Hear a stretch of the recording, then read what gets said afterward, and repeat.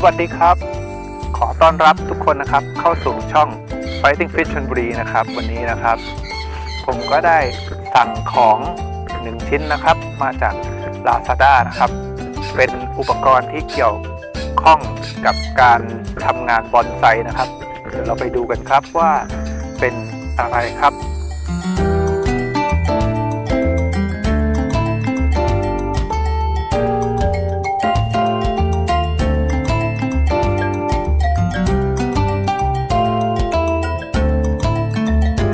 ก็เป็นอุปกรณ์ที่ผมได้ทำการสั่งมานะครับเดี๋ยวเรามาแกะดูกันครับว่าจะเป็นอะไรนะครับ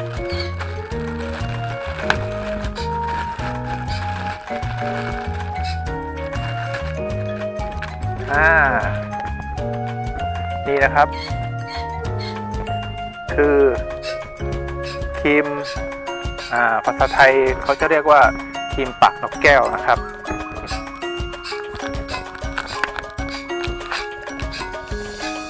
สินค้านี้ส่งมาจากประเทศจีนนะครับ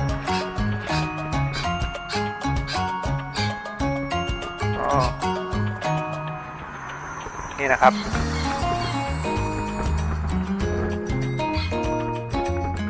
เดี๋ยวลองมาทดสอบกันครับว่ามันจะใช้ได้หรือเปล่านะครับไปทดสอบกันเลยครับและนี่ก็คือต้นไม้ที่เราจะทำการทดสอบนะครับจะเป็นต้นตะขบนะครับชิ้นงานเขาเนี่ยเพิ่งจะเสร็จดูแล้วนะเพิ่งเสร็จใหม่ๆเลยนะครับยังมีความฝืดอยู่นะครับนี่นะครับ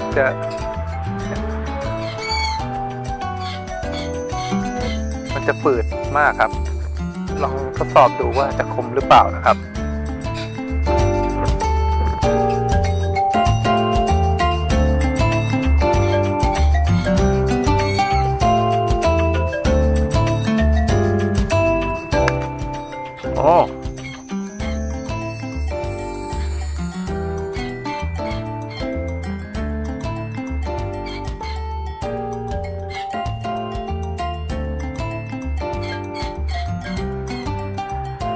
คมอยู่นะครับใช้งานได้ครับ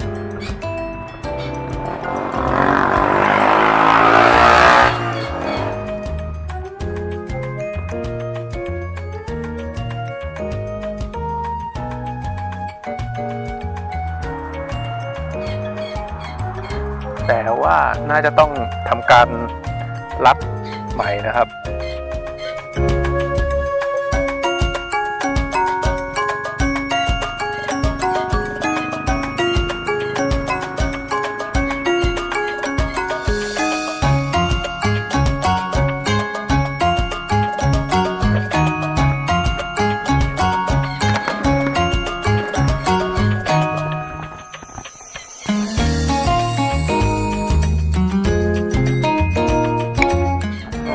ใช้ได้ครับใช้ได้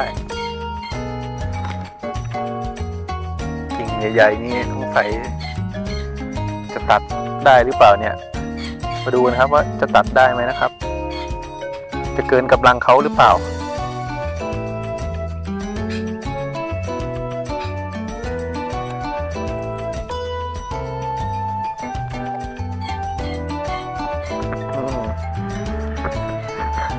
เอาเข้าไปเยอะเกินนะครับจริงแล้วมันจะต้องตัดทีละนิดนะครับ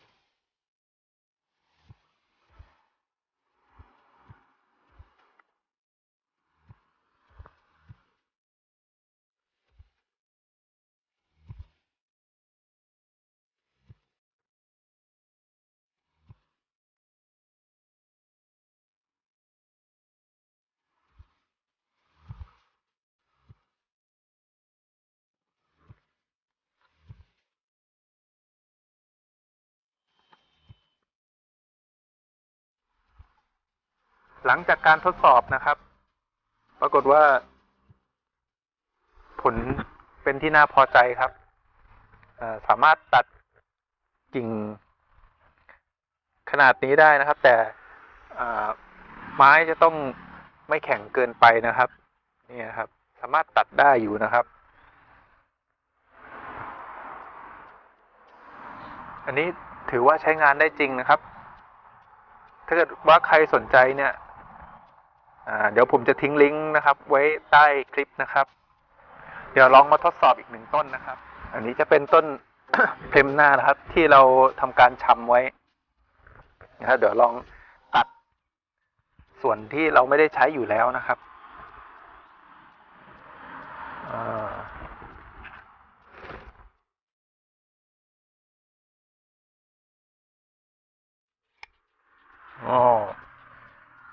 คม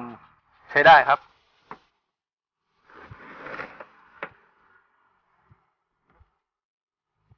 อันนี้ยาวไปนะครับตัด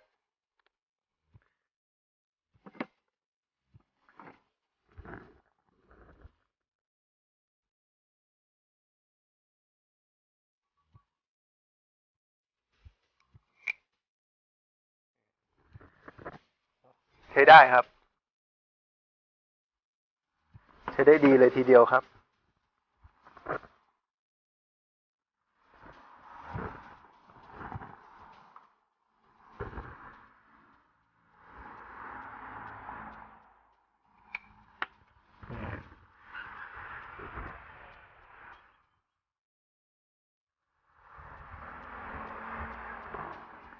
เท่าที่เล็งดูนะครับปากเขาจะแนบสนิทอยู่นะครับนี่นะครับปากเนี่ยปากเขาสนิทนะครับความคมก็ถือว่าใช้ได้ระดับหนึ่งนะครับถ้าเกิดว่าต้องการให้แผลเรียบเนียนเนี่ยอาจจะต้องรับความคมเพิ่มนะครับแต่ตอนนี้ที่เอามานะครับก็ถือว่าใช้ได้เลยนะครับ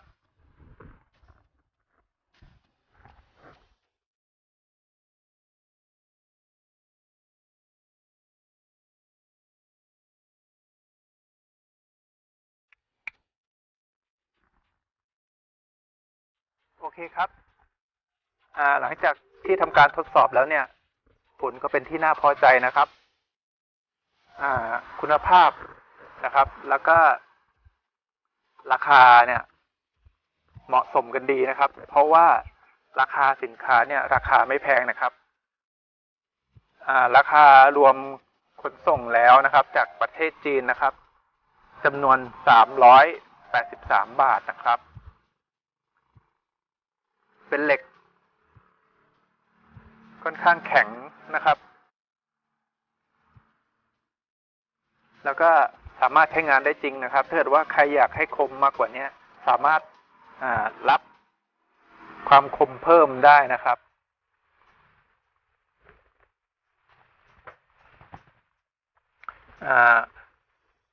ความยาวของเขาเนี่ยจะอยู่ประมาณ8 นิ้วนะครับนี่นะครับ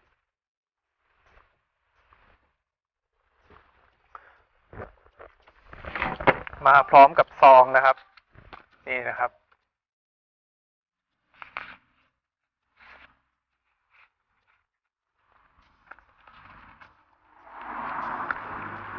ถ้าเกิดว่าใครสนใจสินค้าเนี่ยก็ไปสั่งซื้อกันได้นะครับเดี๋ยวผมจะทิ้งลิงก์ในการสั่งซื้อสินค้าเนี่ยด้านล่างคลิปนะครับไปกดสั่งซื้อกันได้นะครับถ้าเกิดใครเห็นว่าคลิปนี้มีประโยชน์นะครับก็ช่วยกดไลค์ด้วยนะครับแล้วก็ใครที่ยังไม่ได้กดติดตามนะครับช่วยกดติดตามช่อง Fighting Fish ชลบุรีด้วยนะครับถ้าเกิดว่ามีอะไรใหม่ๆนะเกี่ยวกับการทำบอนไซนะครับหรือว่าการเลี้ยงปลากัดนะครับเดี๋ยวผมจะอัปเดตลงมาเรื่อยๆนะครับถ้าเกิดว่าใครอยากรู้อะไรใหม่ๆเนี่ยก็สามารถสอบถามได้นะครับหรือว่าอยากให้ผมทดลองอะไรเนี่ยก็สามารถคอมเมนต์ไว้ได้นะครับเดี๋ยวผมจะทำให้นะครับ ส่วนคลิปนี้นะครับผมก็ขอลาไปก่อนนะครับสวัสดีครับผม